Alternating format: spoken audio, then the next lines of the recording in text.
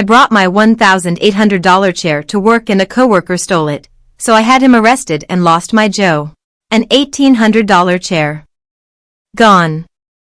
On day 4 of a brand new job. And the guy who took it looked our narrator dead in the eyes and basically said, "So what, come and get it." What happened next turned a simple office dispute into something nobody in that building was ever going to forget. This was not a misunderstanding.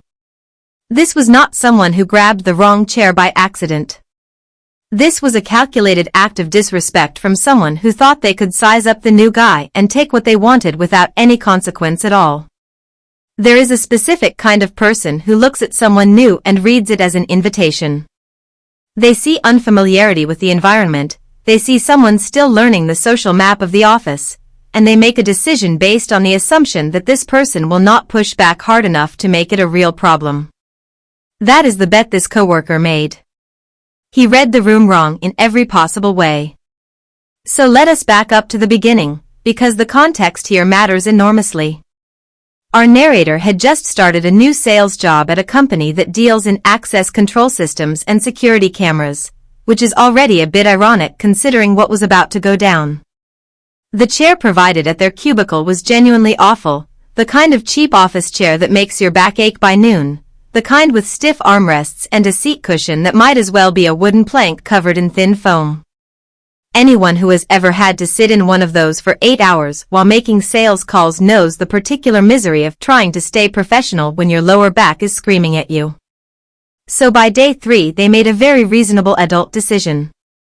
They brought in their own chair from home. Not just any chair either. A Herman Miller Aeron, which if you are not familiar, is considered one of the finest ergonomic office chairs ever made. $1,800. Engineered to support the human spine through long working hours. Their chair. Their money. Their property. Day 4, they walk in and the chair is gone.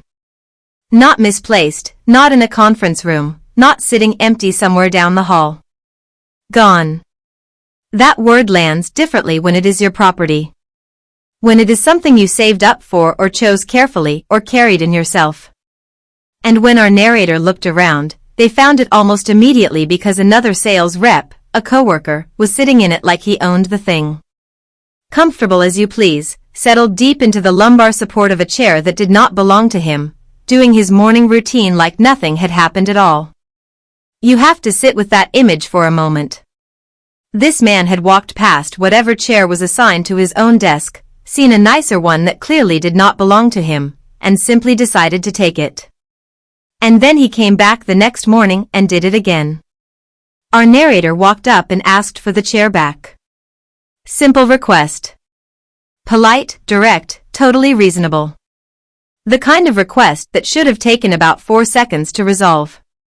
And this guy, who had been in the industry for 15 years and presumably understood the basic concept of personal property, told them to go away using language that was considerably less polite than that. He did not apologize. He did not offer an explanation. He did not even attempt the embarrassing fiction that he had not known it was someone else's chair. He just refused. Flatly and aggressively. There was no discomfort, no hesitation, no sign that the presence of the actual owner standing right in front of him made any impression on him at all. He had decided the chair was his now. That was the whole of his reasoning. Okay. I am going to need a second here. Because this man looked at a brand new coworker, on their 4th day of work, and decided that the move was to steal their chair and be rude about it. That is a level of audacity that I genuinely did not know existed in the wild. So our narrator did the sensible thing and went straight to the owner of the company. You would think this is where the story gets resolved. The owner hears that a new employee's personal property has been taken, understands the situation is a no-brainer, and tells the guy to give the chair back. Simple. Clean. Done. But that is not what happened. Instead, the owner told our narrator that chairs in the office are first come first serve. They are not reserved. If you want a particular chair, come in earlier. Our narrator explained, patiently, that this was not a company chair. This was a chair they personally owned, that they had personally paid $1,800 for, that they had personally brought in from home. And the owner essentially said the same thing again. Come in earlier. He was not confused. He was not distracted. He heard the argument, understood it, and dismissed it. He chose a 15-year employee he felt comfortable with over a new hire whose tenure he had no investment in yet, and he made that calculation out loud, to the person being harmed, without any apparent awareness of how that looked. The owner of a security company, a company that literally sells systems designed to protect property and track access, told an employee that having their personal property stolen from them was their own fault for not arriving sooner. Let that sink in for a moment. This man wakes up every morning and goes to work selling the idea that your property matters, that unauthorized access is a serious problem worth investing in technology to prevent, that accountability and documentation and traceable records are the foundation of a secure environment. He pitches that to clients. He charges for it. And then when theft happens inside his own four walls, on his own sales floor, to one of his own people, his answer is a shrug and a suggestion to set an earlier alarm. The cognitive dissonance required to hold both of those positions simultaneously is genuinely staggering. The next morning our narrator arrived and the same guy was sitting in the chair again. The chair thief had gone home the previous evening, slept on whatever he slept on, woken up the next morning, and made the conscious decision to go back and sit in that chair again. Our narrator stood there and took in the full picture. The fluorescent lights of the office, the ambient noise of a sales floor coming to life, and this man reclined in an $1,800 chair that did not belong to him, performing the exact same posture of entitled comfort as the day before. So our narrator gave him one final warning. Give the chair back or the police are getting called. The guy refused. So the police were called. And yes, this caused a scene. You do not call law enforcement to your workplace on your 5th day without creating a very memorable moment for everyone involved. Heads turned. Conversations stopped.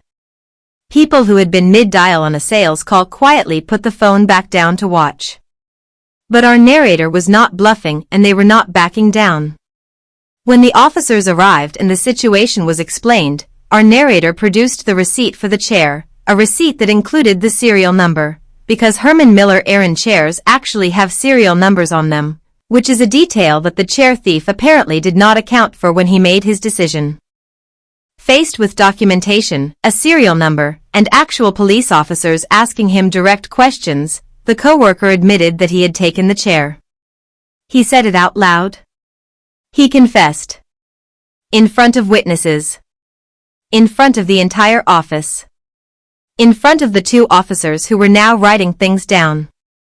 And the officers asked our narrator whether they wanted to press charges. This is the moment.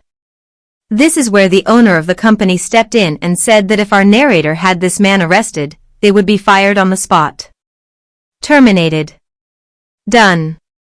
End of the new job on day 5. The owner wanted our narrator to stand down, to let it go, to accept the theft and the disrespect and the dismissal from management and just return to their desk in the company chair with the thin foam cushion and get back to work.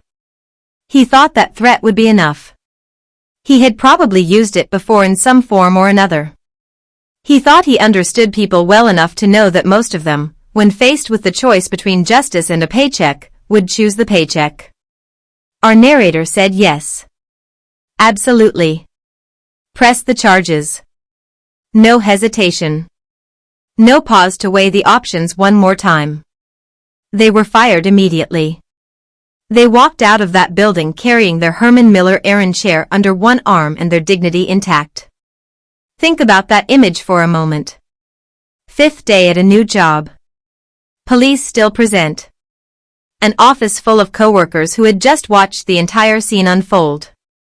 And our narrator, rather than crumbling under the pressure of the threat or backpedaling to save the position, simply collected their property and left. No dramatics. No argument with the owner about the decision. They had been told the terms, they had made their choice, and now they were walking out with exactly what they came in with, plus the satisfaction of having followed through on every single thing they said they would do. And the man who had stolen it, the 15-year industry veteran who had looked a new coworker dead in the face and decided that stealing from them and being rude about it was a reasonable course of action, was placed under arrest after confessing to the theft in front of witnesses. Now here is where the consequences get genuinely serious. Because this was not just any job. This was a security industry position. And in the security industry, holding a license is how you work. It is how you get hired, how you stay employed, and how you build a career over the course of 15 years. A criminal charge for theft is the kind of thing that does not just follow you on a background check. It can cost you that license entirely. And without the license, you cannot work in the field. Think about what that means practically. You cannot take on clients. You cannot respond to bids. You cannot walk into a competitor and present your resume because the first thing they will do is run a check and find that charge sitting there. The client relationships, the referrals, the industry contacts built over a decade and a half, all of it fades in value the moment the license that makes it usable disappears. The 15 years this man spent building a career in the industry, all of it, becomes far less valuable the moment that license disappears. Every decision point along the way where he could have simply given the chair back and walked away from this whole thing now carries a different weight. Our narrator was very clear about how they felt about this. They did not express regret. They did not wonder if they had gone too far. They did not lose sleep over the career implications for someone who had been given every opportunity to simply do the right thing and had refused every single time. They were asked and they answered. They said simply, he should not have stolen the chair. And honestly, that is the entire argument right there. It is complete and it is correct. So let us talk about what actually happened here, because some people might read this and feel a flicker of sympathy for the coworker. He lost his job. He may lose his license. His career could be finished. That feels heavy, and I understand why someone might sit with that weight for a moment before landing on a conclusion. But let us be precise about the sequence of events and who made every single decision along the way. The coworker chose to take a chair that was not his. He chose to refuse when asked politely to return it. He chose to double down the next day by sitting in it again. He chose to refuse a second time even when told the police would be called. He then admitted out loud, to law enforcement, that he had taken it. Every single exit ramp was available to him. He drove past every single one. Our narrator owes this man nothing. Not mercy, not understanding, not a second chance. The argument that someone does not deserve consequences because those consequences are large is not actually an argument at all. It is just discomfort with accountability dressed up as compassion. It sounds empathetic on the surface, but it is actually asking the person who was wronged to absorb additional costs so that the person who wronged them can avoid the ones they earned. That is not fairness. That is the inversion of it. Consequences are supposed to fit the behavior, and when the behavior is stealing someone's property, refusing to return it twice, and then confessing to it, the consequences that follow are the direct result of choices that person made. And frankly, the owner of that company deserves to be in this conversation too, because the entire situation could have been resolved in 30 seconds if he had simply acknowledged that one employee's personal property had been taken by another and told the thief to return it. That is it. That is the whole intervention. You look at the new employee, you say the chair is yours, I understand, and then you walk over to the thief and tell him to get out of it and go back to his own desk. 30 seconds. Nobody gets arrested, nobody loses a job, nobody has to think about this story ever again. Instead he dismissed it, protected a bad actor, and then tried to use the threat of termination to prevent his employee from exercising their legal right to press charges. He created the conditions for every part of this disaster. Our narrator is not the asshole. Not even close. They are the only person in this entire story who behaved with complete consistency from beginning to end. Their property was taken. They asked for it back. They warned what would happen. They followed through. The chair thief made his bed. He can sleep in it, just not in anyone else's $1,800 chair. He had a 99% chance of getting the job until he wouldn't stop talking, and I finally snapped. He had every single thing they were looking for. The resume was right, the experience was right, the first round went well, and everyone who had looked at his application was genuinely excited.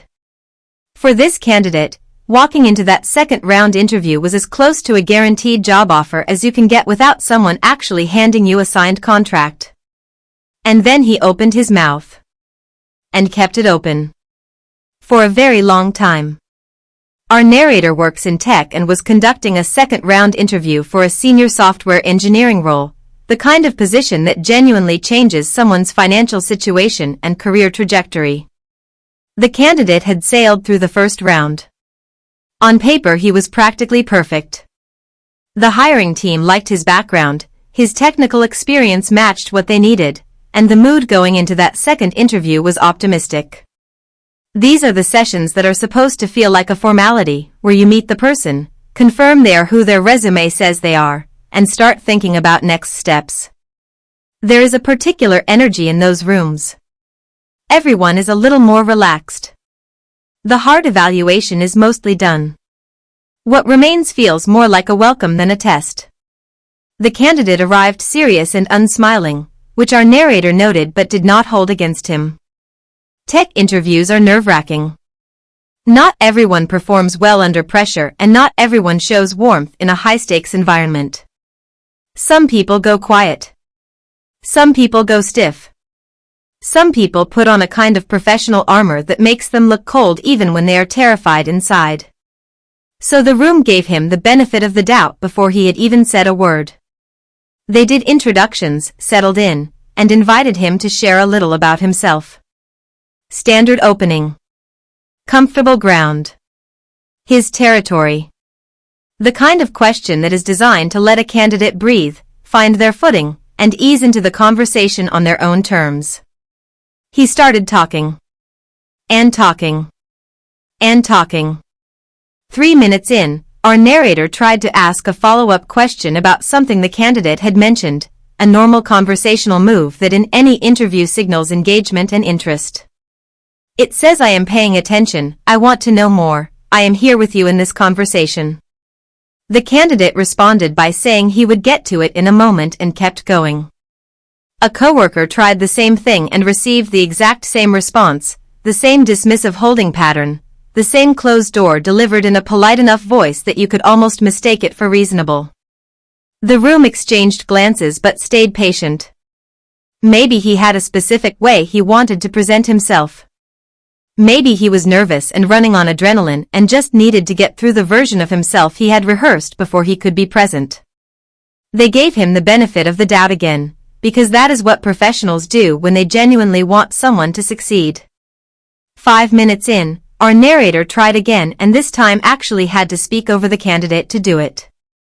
The candidate paused, answered the question briefly, and then used the answer as a launching pad into an entirely different topic, going on at length again without stopping, without checking in, without once looking at the faces across the table to see whether anyone was still with him.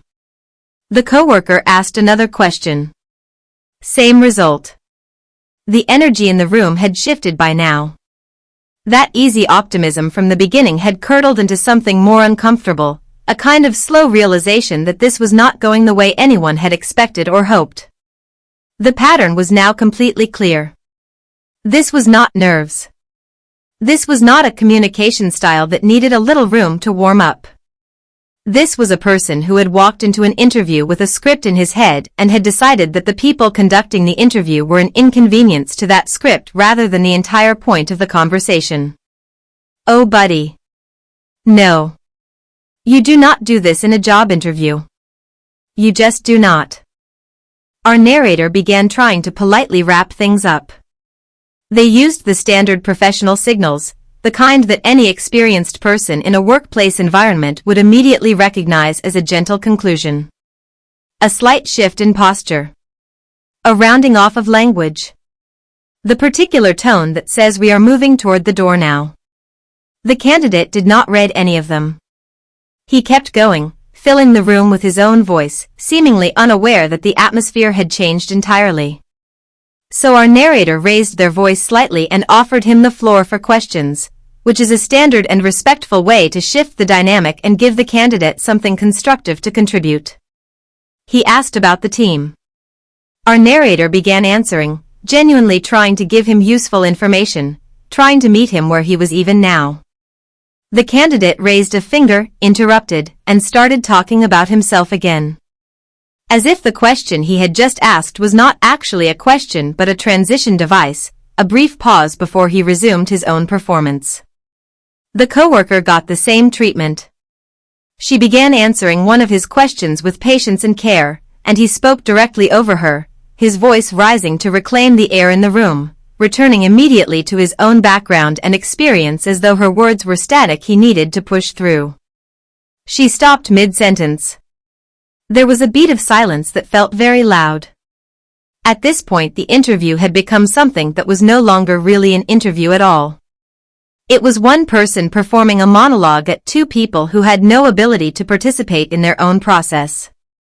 Two professionals sitting in their own conference room, in their own workplace, conducting their own hiring decision, and somehow unable to get a word in. I mean, what do you even say to that? He interrupted the people interviewing him multiple times while they were answering questions he had asked. Our narrator tried one more time to interject politely. It did not work. So they said it plainly. They told him he really had to stop talking and listen. He was visibly surprised, as if the words had arrived from somewhere unexpected, as if no one in his life had ever said that sentence to him before, or at least not in a room that carried this much consequence. The coworker was surprised too. But he stopped. And into that silence our narrator delivered something that was direct and uncomfortable and also, genuinely, one of the most honest things anyone in that room was going to hear that day. They told him he had walked in with a 99% chance of getting the job. They told him that chance was now 0. They told him the only reason was that in under 15 minutes he had shown he could not listen. And they told him that no matter how technically skilled he was, if he could not listen he would never reach his potential in the field. The words landed one at a time, each one deliberate, each one true. You could see him taking them in, processing them, sitting with something that was probably equal parts humiliation and recognition. He asked if they could start over. Our narrator said no. They told him to take that lesson with him and to make sure he listened in his next interview. And that was the end of it. Now our narrator is looking back and feeling a little bad about the bluntness of that moment. And I understand that feeling. It is not comfortable to be the person who says the hard thing out loud, especially when you can see from the other side of the table that this person genuinely did not understand what they were doing wrong until that exact moment. There is something painful about watching someone realize that they have sabotaged themselves. Watching the moment land. Watching the face change. That is not a comfortable thing to witness even when the honesty was necessary and even when you were the one who chose to offer it. But let us be honest about what the alternatives were. Our narrator could have let the interview run its course, thanked him for his time, and sent a polite rejection email the following day. He would have walked out thinking the interview went fine and never known why he did not get the job. He would have gone into the next interview doing the exact same thing. And the interview after that. The pattern would have continued because no one would have told him the truth. What our narrator did was uncomfortable and yes, the phrasing was blunt. But it was also the only moment in that candidate's professional life where someone cared enough about his future to tell him exactly what was costing him. That is a rare thing. Most people in that position take the easier road and say nothing useful at all. There is a version of kindness that protects someone from discomfort in the short term and quietly allows them to keep failing. And there is a version of kindness that tells the truth even when it lands hard. Our narrator chose the second version. The candidate is going to carry that conversation with him. Not as a humiliation, but as a mirror. If he is smart, and his resume suggests he is, he will recognize what he was shown and he will change. The next interview he walks into, he will listen. He will hear the questions. He will treat the conversation as a conversation rather than a performance. And he will get that job, or one very much like it. Our narrator did not end this man's career. They may have saved it. The delivery could have been gentler, yes. But the message was right, it was necessary, and it needed to be said. Not the asshole. Just someone who told the truth when it actually mattered. Drop a comment below letting us know which story hit harder for you, and if you have not already, a like and subscribe would mean the world.